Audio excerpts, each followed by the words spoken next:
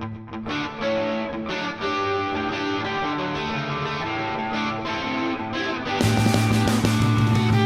now been said, it's about sex and scholarship in a jokey way. And he's scholarly about sex and sexual about scholarship. He's read up on sex.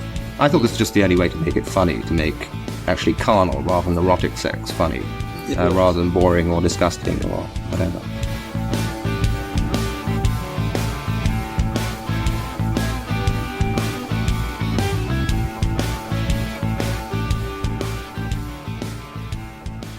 Hello listeners, old and new. Welcome back to My Martin Amis. Very pleased to be joined by the first female guest on the series, Zoe Strimpel, gender historian, author and columnist. Zoe, thank you for joining me. Thank you. It's a pleasure. You being the first female guest disrupts what has been up until this point very much a Wiener fest, and I wondered whether we could just start by addressing that fact. Yeah, I mean, funnily enough, although English literature was quite a sort of female-dominated subject, it still is a bit of a sausage fest when you get down to the serious cult following of authors, which I find slightly irritating to say the least. But, you know, it's the same way with chefs, it's the same way with other things where women are actually very important players, but for some reason there's a sort of impulse to be a cult follower among men, I think, that you don't necessarily see among women, although perhaps I could think of some female authors where that clearly would refute that. But something like an Amos who has such a powerful male voice, autobiographical and otherwise, is always going to kind of pull in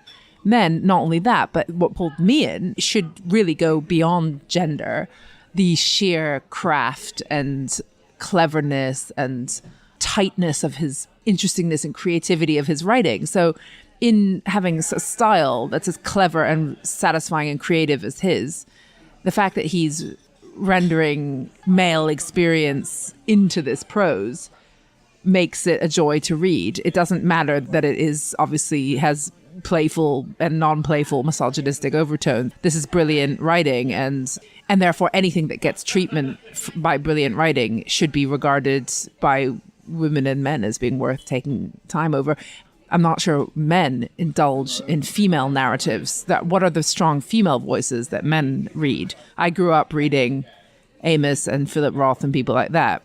I mean, to me, those kind of highly horny male voices were sort of totally part of the package of what I assumed was sort of fun contemporary literature. So, yeah, and serious contemporary literature. I genuinely don't remember as a young woman thinking about it in this kind of personal, wounded grievance way that now women probably are encouraged to think about reading Amos, because, you know, there's a lot of crude sexism in there, but it's clever. I don't think it is as crude as it appears. Now, your career as a gender historian, I think, reflects the fact that you've always wanted to understand the inner workings and psychological wiring of the sexes and really get deep into that subject. I mean, one of the books that you've written, published in 2010, is called What the Hell Is He Thinking? All the questions you've ever asked about men answered.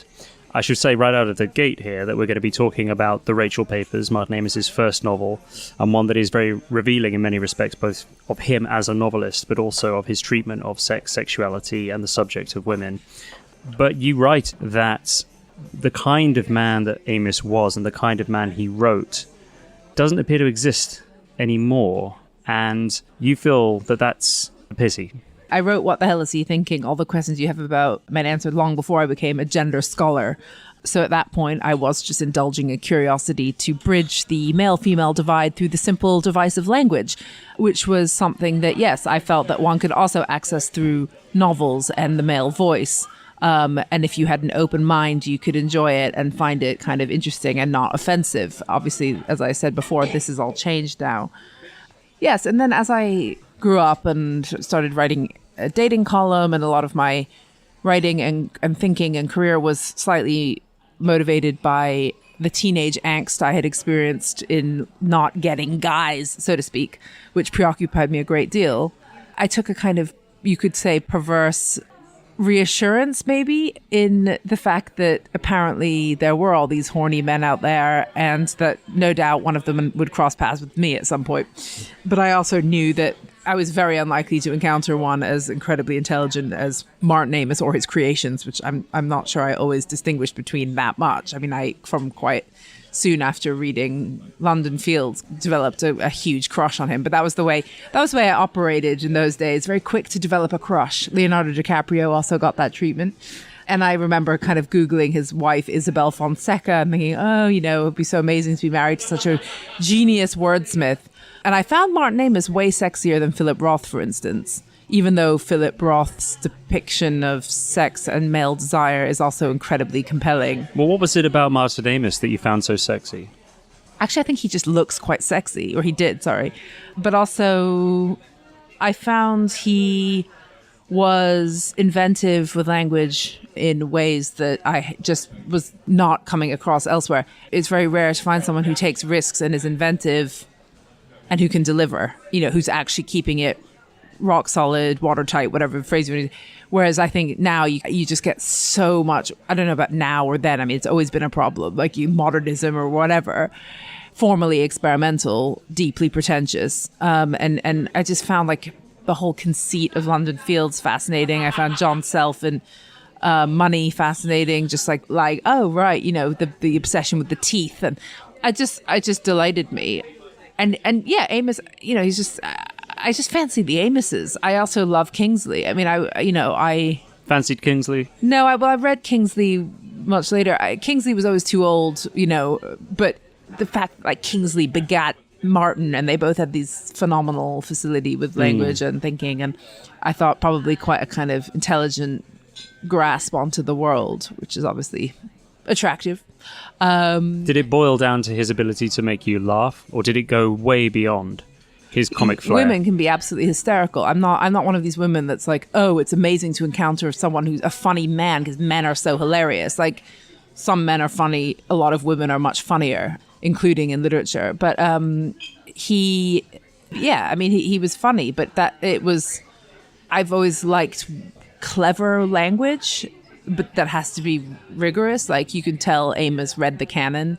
He knew his Shakespeare, he knew his revenge tragedy, he knew everything, which is what goes into the kind of prose style that I admire. And he obviously had that to the point that it freed him up to be really playful. For me, the power of description is what makes me admire prose. So it's not funny. Like, anyone can be funny, but it was just it's the sheer, I don't know, his names, Marmaduke, and kind of unrelenting descriptions that capture the sheer base experience of a young, dirty teenager. I don't know, it's not everyone even remotely has Amos's descriptive ability. And yeah, for me, the pleasure often lay in that. The Rachel Papers, Amos's first novel, published in 1973, winner of the 1974 Somerset Maugham Award for Best Novel, written by an author under the age of 35.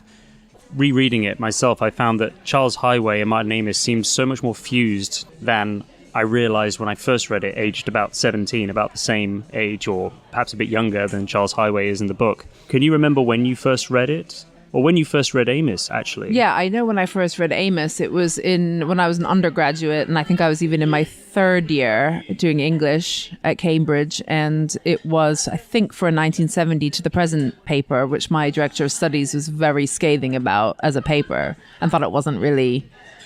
It was an aberration of modern lax standards, and I should have been doing the English moralists and stuff. So I think that must have been 2000 when I was, 21 or something.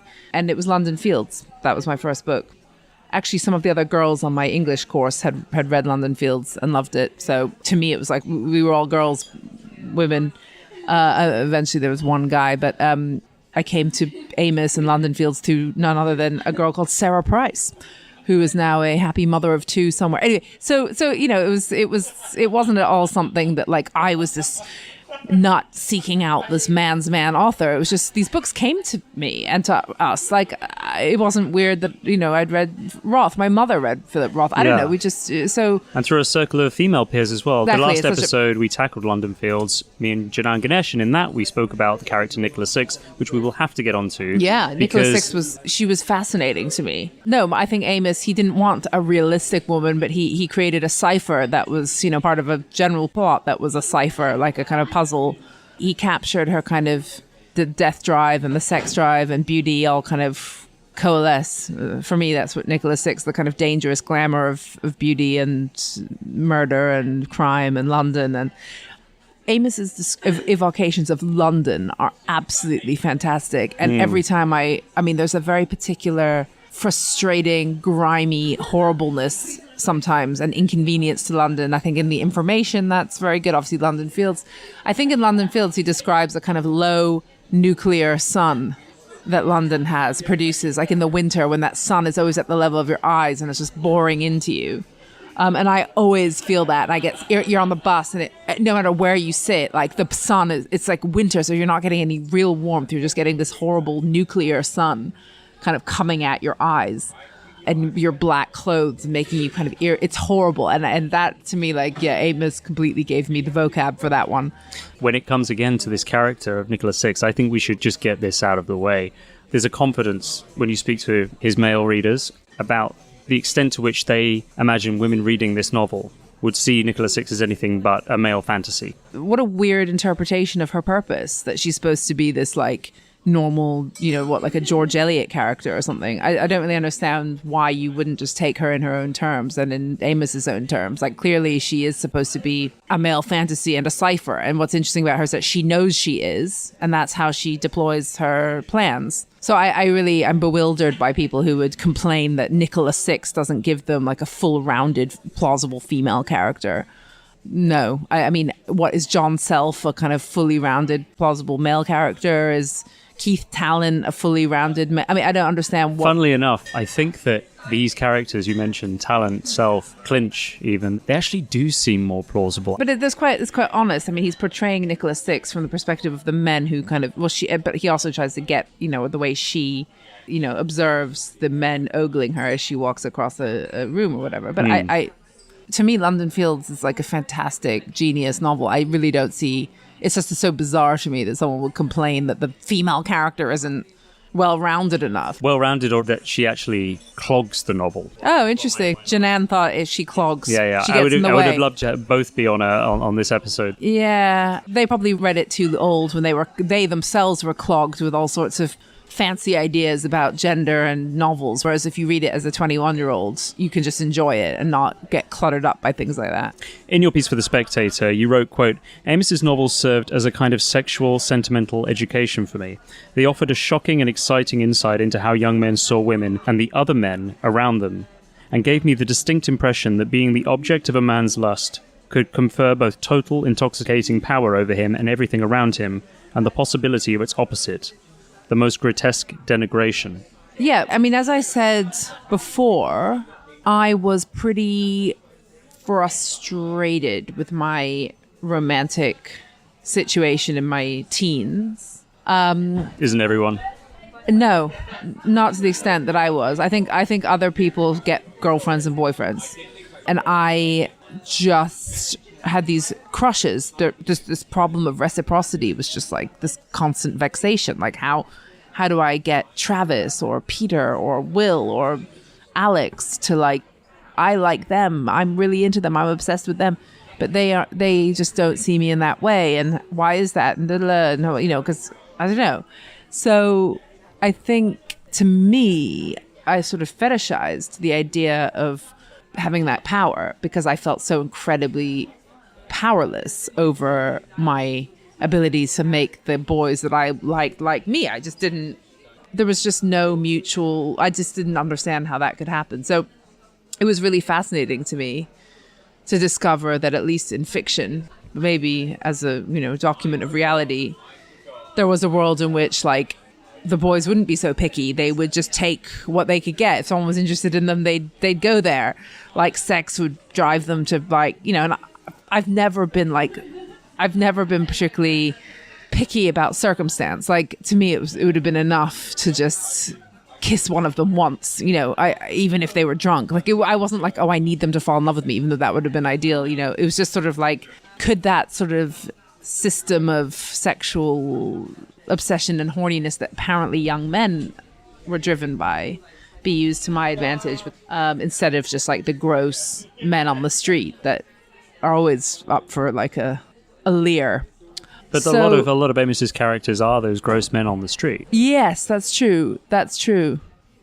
I think at that point I was also so that's like the personal underpinning to why I was interested in male kind of desire and stuff. But I think I was already, perhaps as a distancing device or whatever, already developing a bit of an anthropological interest in it. So, I thought, well, I'm interested in the whole landscape of male lechery, because actually I have no real negative experience with it. So it's kind of an open field for me. I don't feel like it doesn't trigger me or something.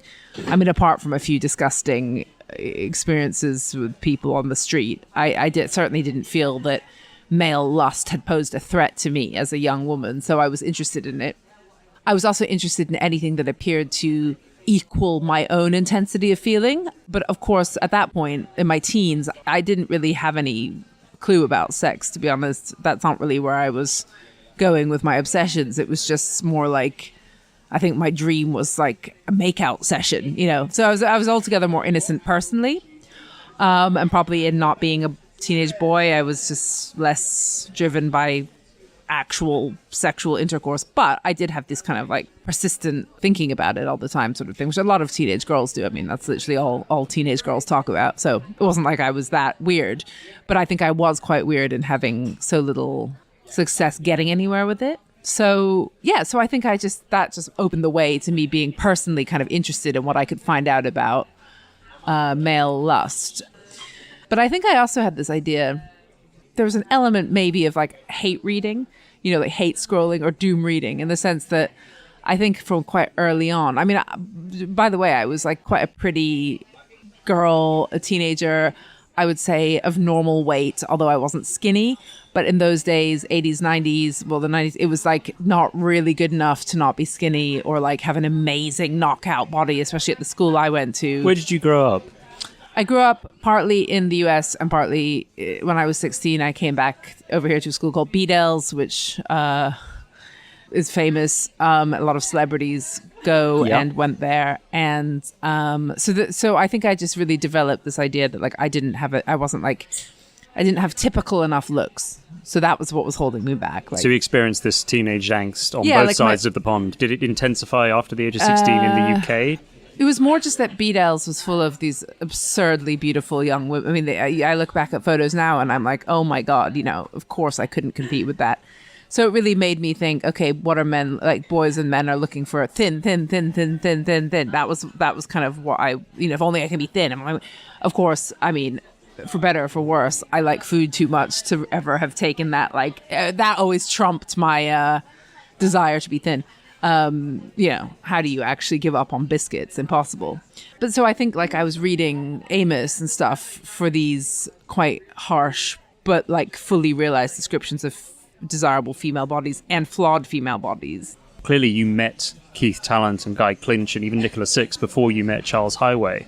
I did. But when you met Charles Highway, were you already over this phase of your life? Had you already matured into somebody who felt much more at ease with themselves? Absolutely not. No, I think I read it in my 20s, and the grossness in some ways of like male horniness is captured really well by a Charles Highway. I mean, the Amos it's always self-loathing, always. And as a woman reading it, you're also like, oh God, glad I'm not a young man. I mean, Jesus, that sounds awful. So there's that sort of like, oh, that's interesting, but like, oh God, and it's the same as I say with Roth, the helplessness and misery of like male physicality when it comes to like this endless itch that has to be scratched and the sort of baseness that it kind of like leads to. And so, that's quite sort of humanizing. So at the same time that you have these kind of quite crude depictions of women as being hideous, or all these reactions that Charles Highway and co have to the women they sleep with, Amos never loses the sort of incredible physical vulnerability of the human male. I mean, John Self is the same, the information is the same, even Keith Talent is kind of, they're all sort of, there's a kind of male pathos. The more apparently obnoxious, the more sad. And Amos really goes all the way with that. And actually Kingsley does too. I always say that Kingsley has has an incredibly sympathetic cast of female characters. Like he really gets the dynamics, and the men are just, obnoxious and tiresome. But, a lot of, in the end, the women kind of bring them round. But you do get this kind of sense of these quite very bright, but quite pathetic, confused men who are kind of driven that way partly by their kind of greedy desire. And I don't think, I just can't see that in today's young men. Don't see it. We'll get on to today's young men later on, but I think you're right. Would you agree that Amos is very good at capturing this cycle of lust, disappointment, shame, anger, Yeah. and where he's charged with misogyny, as Kingsley was as well. What a lot of people seem to miss is that hatred or that resentment is always born out of failure. Yeah, absolutely. You've just put it really well. That's what keeps it a cut above like a Bret Easton Ellis or God forbid the kind of hideous characters coming out of the manosphere today. The sort of more swaggering resentment. It's really cocksure. not. Yeah. At the end of the day, it's actually, you could call it misandry, but delivered by a man who has the most incredible descriptive faculties and probably a lot of emotional intelligence, frankly. I mean, I don't know what he was like in real life, but I mean, God, like the play of character and landscape and his comic sense, quite unique. The Rachel Papers opens, "My name is Charles Highway, though you wouldn't think it to look at me. It's such a rangy, well-travelled, big-cocked name, and to look at, I am none of these things. I wear glasses, for a start, have done since I was 9, and my medium-length, arseless, waistless figure, corrugated ribcage and bandy legs gang up to dispel any hint of aplomb. The self-loathing's there from the word go." Right, and it's not exactly, he's no kinder to him and male bodies than he is to female bodies. And he would objectify himself and degrade himself if he could, but he does it to women, I suppose. What did you think of Charles Highway? I mean, there's one thing that Amos said in an interview shortly after the Rachel Papers was published, that this is about sex and scholarship, this novel essentially, and he says that the best way to summarize Charles Highway is that he is sexual about scholarship and scholarly about sex. Did you find it attractive or just annoying that the character of Charles Highway is so deeply entrenched in that need to develop a unique style of conceptualizing the world, conceptualizing women? I mean, he's mitigating a lot of experience through academia and the written word and almost writing footnotes to his life as he goes so that he can refer back to them. He's sort of creating a bibliography of how to do life, isn't he? There's a sort of several things going on there. There's Amos's own literary device about having a character that's treating his own life through the lens of a literary or scholarly device. Then there's the kind of funny, playful, ironic side of it, the poking fun at people who do that, and the kind of poking fun at, and then there's also the sort of capturing of the fact that someone who's seeing things, a young, arrogant man who is trying to exercise his brain as well as his penis, ends up in kind of quite ludicrous, kind of rigid heuristics, perhaps, that for all his posturing, maybe don't give him as realistic or incisive a analysis of life as he thinks, and that probably Rachel has more insight than he does. I mean, that's always the Kingsley endpoint. These posturing, spluttering men who think they know everything and then they know nothing, and the women actually who are constantly downtrodden and are treated like crap turn out to have like thousands times more insight, wisdom, and in many cases intelligence. But I think it's clever. It's ambitious. It's a fun conceit. I think, nowadays it would be considered far too elitist to have the sort of Oxford scholar wannabe it's such a clear contest between sex and his concentration on exams and stuff. And it is so similar to Amos based on the small amount I read of experience. I have to read out this part here because speaking about Dead Babies, the novel that followed the Rachel Papers with Sam Leith, the subject of teeth came up then, as it seems to come up in most of Amos's novels. And Sam was pretty insistent that the teeth obsession wasn't really there at the beginning of Amos's work and that it only comes in later on. But here, where Charles Highway says, "Take, for example, my mouth. Literally a shambles. My milk teeth wouldn't go away. They just curdled, although politely moving over to accommodate my grown-up ones. At the age of 10, I must have had more teeth in my head than the average dentist's waiting room. Soon, I used to think, they'll be coming out of my nose. Then months of high-powered surgery involving metal strips, nuts, clips, bolts, you name it. For 2 years I went about the place with a mouth like a Meccano set." That's just to prove Sam Leith wrong about that. Absolutely. But moving on to the part when you read it, did you feel like you were learning anything London Fields hadn't told you about male desire? Was this getting to ground zero of Amos's way of writing about sex? I think it was a bit like ground zero because I think I probably intuited that this had to be at least sort of, if not autobiographical, then like archetypal of a particular male mindset, obviously exaggerated for the purposes of art. But it was my first Amos that was just kind of completely focused on sex, basically, from the male perspective.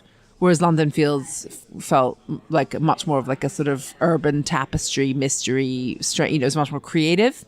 I remember being surprised that Rachel Papers felt much less creative, both in London Fields and Money, kind of much more straight shooting and streamlined. I just thought, oh yeah, wow, no, this is racy stuff, but like, I like racy stuff. Bring it on. Is there a passage from the novel that perhaps we can turn to now? I think the passages that I may choose are ones that maybe some women would find offensive. And I'm choosing them for their kind of forensic detail. And it does mix a bit of crudeness, but it also has honesty. Anyway, Gloria. I imagine that the older man thinks it's going to be hell and is often agreeably surprised to find that it's not quite as bad as he had such excellent reasons to fear. With the youngster, the very reverse is true. Gloria and I undressed like lifeguards and without actually separating. I always forgot the full drama of the change that came over her the minute she was underway. In normal circumstances, with her embarrassment in any kind of pre-coital conversation, her unassumingly pretty face, the stiff-limbed movements, you were a plaything of her unease. Once underway, though, Gloria would have been able to detect few noteworthy points of contrast between sexual arousal and rabies. That bit I like because it's just lovely prose, and it already sets the tone for the fact that this is actually a woman who has a lovely time having sex as well. It's not actually a one-sided thing. It's this kind of teenage glee. And then, we get into the male perspective. It wasn't that bad as I remember, not significantly worse than usual. 15, maybe 20 minutes of trying not to come, with a beady dread of what was going to happen when I did. A descent, i.e. perceptible orgasm, a further 2 or 3 minutes in garroted detumescence. Cock attains regulation minimum and is supplanted by well-manicured thumb. Gloria has another 5 orgasms, and so it ends. I roll over. My thumb looks as though it has been for a 4-hour swim. Grey, puffy, dappled where I've eaten bits of it in the past. My alarm clock claims it's only 10:15. I wish I were back in Oxford. It's rollicking, isn't it? Yes, it is rollicking. It's honest. It's cheeky. It's daredevil. It doesn't take itself seriously. It doesn't mind if it makes people cringe. He doesn't mind evoking the disgusting features about himself. Yeah, he even writes in this novel, I'm quoting here, surely nice things, and this is of course Charles Highway talking the whole time, surely nice things are dull and nasty things are funny. The nastier a thing is, the funnier it gets.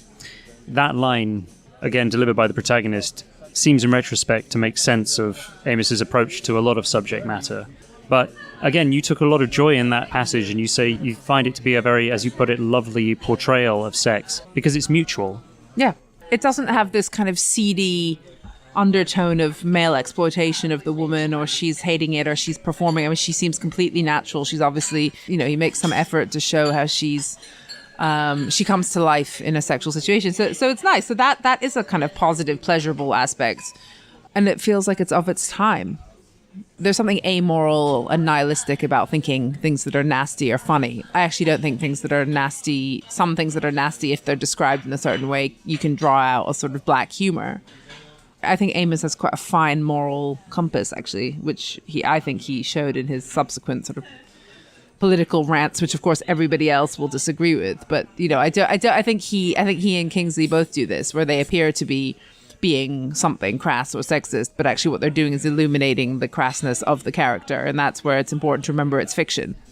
Again, quoting from your Spectator article, you wrote, I found that young men of post-millennium Britain, perhaps subject to the very dynamics of late capitalism that so preoccupied Amos, were more willing to choose comfort and convenience over sex. They quailed at the perceived barbs of female personality. Intimidating was a classic, rather than being lured headlong into the promise of a good rack. Among those who were quick to jump in bed, many simply wilted afterwards under the fear of giving the wrong signals or of inviting the scariest thing of all, feminine neediness. Did the Charles Highways, Keith Tallants and John Selfs of the world worry about signals? No. They worried about filling their boots as long and as much as they could. Can I just commend myself God, that's like Pulitzer prose. That I'm just kidding. But I think, yeah, I'm glad I put it that way. I think I was absolutely right. Just a moment of self-appreciation there. You were right. The highways, talents, and selves of this world Yeah. wouldn't worry about Yeah. signals.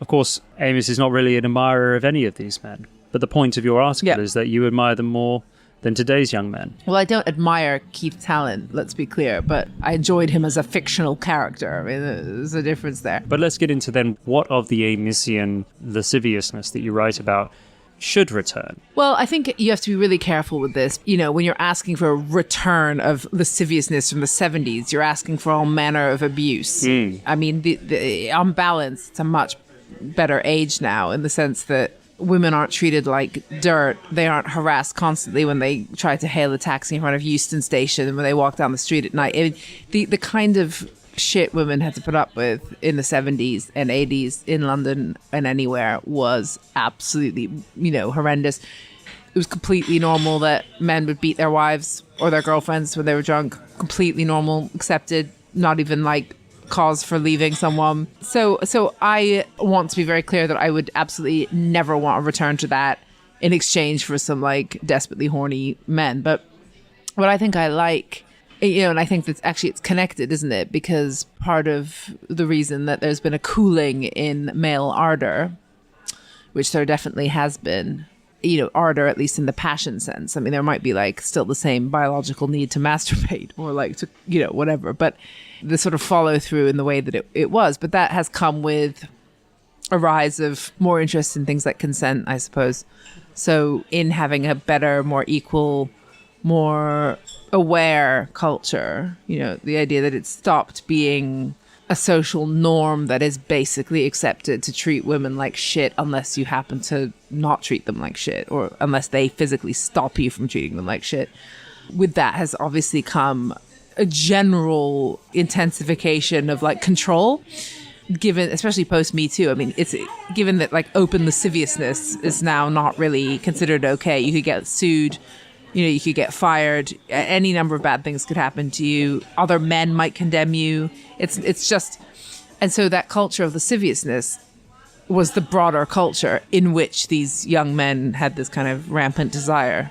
And now we simply don't have that culture of lasciviousness, which makes it more relaxing to kind of wander around. But I do think it's a bit boring, to be honest. Like, people misunderstand that, I'm sorry, like, women do like being ogled. You don't like being made to feel uncomfortable or pursued or stared at obsessively by someone gross. But like a catcall or two, as long as it's not too intimidating, is nice.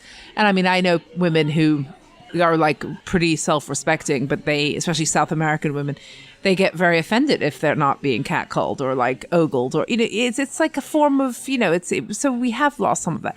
Then in terms of the actual passion levels, I don't know. They seem to have disappeared. Like, I don't know how you met your wife, but like I did some app dating from about 36 to 38. And I mean, it is unbelievably difficult to pin someone down, a man down for a date. I never got onto Tinder or any sort of online dating. And so I'm forever asking people, as I'm asking you now, what is it that grates most? It's like you need a freaking PhD in patience just to kind of get someone to make a plan and then turn up. And if they do, you're expecting them to cancel right up until the last minute because of phones. Obviously, that's all changed. And you just think, wow, like sex or the promise of sex is really low on their list of motivations. It's really low. That's the only thing you can conclude. What do you think is highest on their list of priorities? What are dating apps really for, do you think? It's a really good question.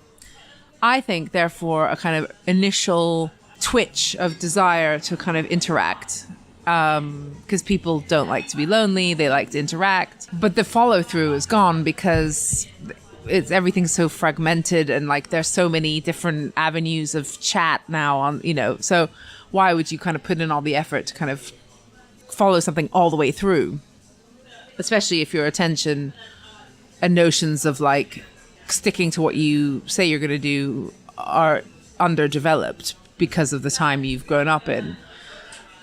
In terms of like why they're so relaxed about sex itself, I don't know. I wonder if something in the culture has basically made sex more trouble than it's worth. You see, I think that the character of Charles Highway though you place him in contrast to young men of today, would absolutely thrive in the online dating world for the simple fact that, like I said earlier, he relishes putting a lot of distance between him and reality. He relishes conceptualizing and making sex academic. Yeah. And I wonder whether what we have today is a dating scene that is abstracted to a point where the actual act of sex, the doing of the deed, is less important than the concept of it. And there's a safe distance that is about, as you say, the twitch and the frisson, but not sex. I think that's an interesting postmodern internet point you've just made about is it actually sex qua subject? I suppose what I get confused about is that I thought sex is supposed to have a sort of, people say it has a biological component.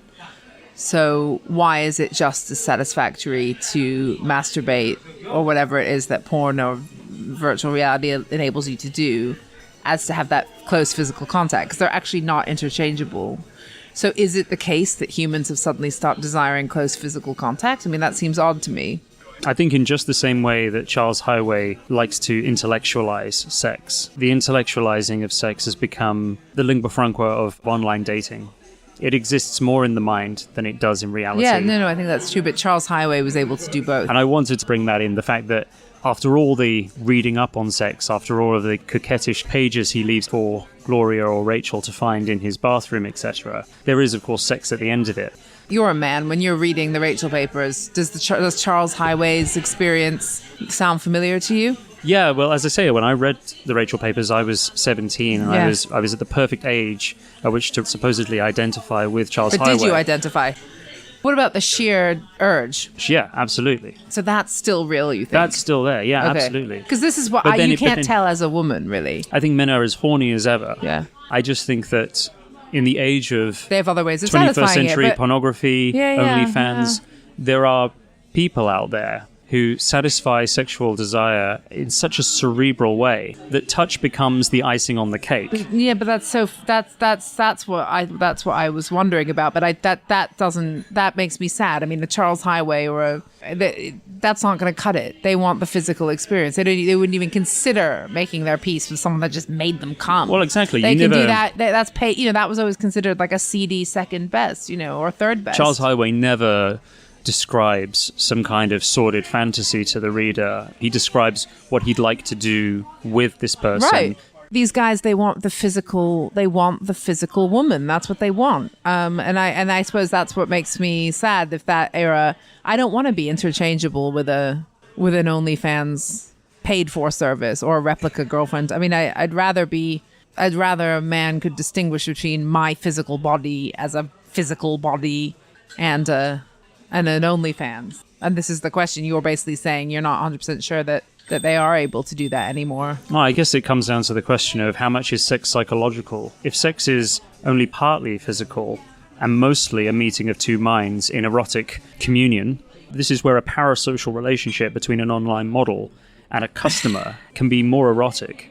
And that's what I think is concerning about the world we live in now. Well, I mean, it's great if that satisfies them. Maybe there's just an anatomical difference between female experience and male experience, because women, I suppose, have two different entry points for orgasm. Like, I think there are two for men too. well, if you go anal, yeah, but I mean, it's less. You're not going to pleasure yourself. Maybe men pleasure themselves anally all the time. I haven't heard of that. But with women, it's just more obvious. Like, one of them is like you do, and the other is, coming from having the man or a man-shaped thing. And so they produce completely different feelings. They're not interchangeable at all. Like, it's completely different, the feeling you get from physical. I mean, I don't know how lesbians do it, actually. I suppose they use, like, AIDS. But if I could choose between a life of, like, seizure-like orgasms from my own hand stimulated, but it's really intense, but I still would prefer a sexual reaction which is still good and fulfilling, an orgasm, whatever, from sex, because it's just like a completely different kettle of fish. So maybe there is an anatomical difference between the feeling of having something go in versus go into something else. I don't know. It's possible, but I just don't think most women would think that they were interchangeable. I can't speak for the young men of today. I'm 35. Yeah. So before I go any further, I would say that my time was where the most lascivious and celebrated sex symbol in popular culture was Russell Brand. And we all know now how that turned out. Yes, but was that all noise? Or, when you're reading, did you have a deep personal connection with the kinds of yearning desires, the sort of desperate desires of the Roths and the Amoses, these male experiences that I glommed onto and thought were, like, in some way representative? Like, it was like, familiar enough to you, the sort of endless plotting about sex, the endless obsession with it, the kind of... all that stuff. Yeah, Martin Amos's point about Charles Highway being scholarly about sex, I don't think I ever went to that degree, and I don't think that most men who are intellectually curious and interested in sex do either.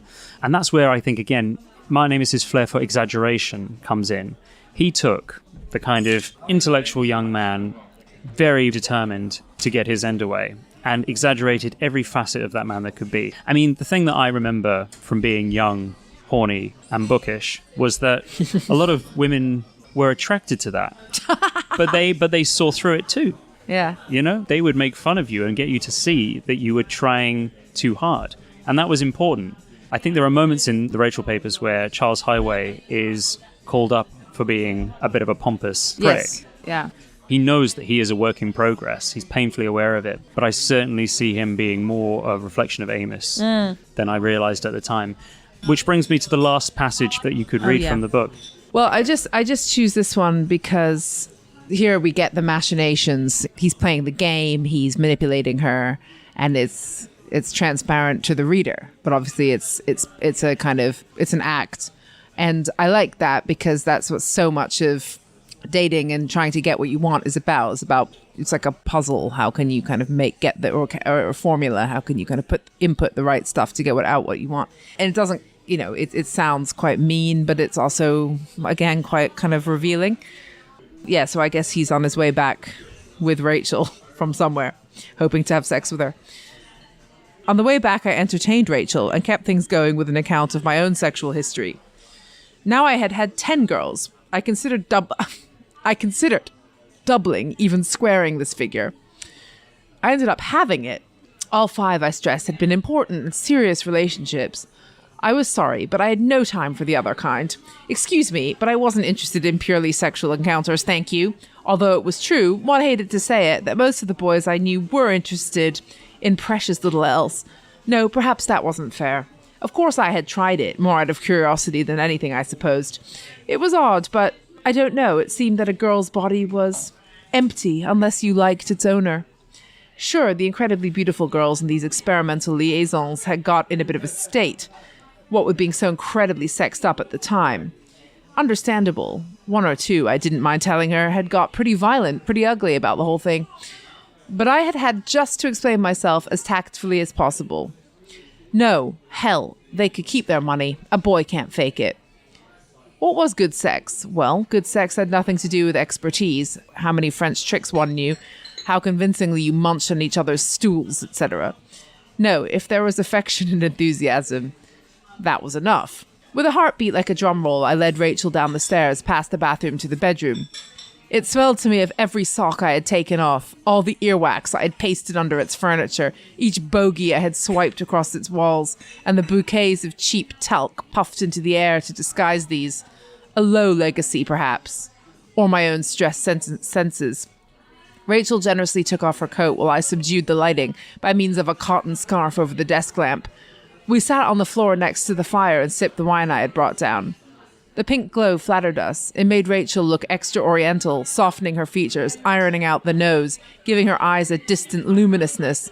You wouldn't call it a twinkle exactly. In strong contrast, my face became even more angular and shadowy, more hollow and sinister, my jawline more haunting somehow, my mouth, if anything, still more sensual. Let's get it over with, I thought. Oh, Charles Highway, able to describe his own face in such detail, the narcissist that he is. Zoe Strimpel, it's been an absolute delight to speak to you. We may have you on again in some form to debate some of the points that we've raised with other guests if we ever get there, because it seems that, and it was inevitable, that there were always going to be conflicting feelings and interpretations and views that I think probably listeners would like cracked open at some point. Oh, that's funny. I mean, you must, yes, this is a very particular listenership that doesn't mind a joust over Nicola Six and her convincingness. But yeah, it'd be a pleasure. So thank you.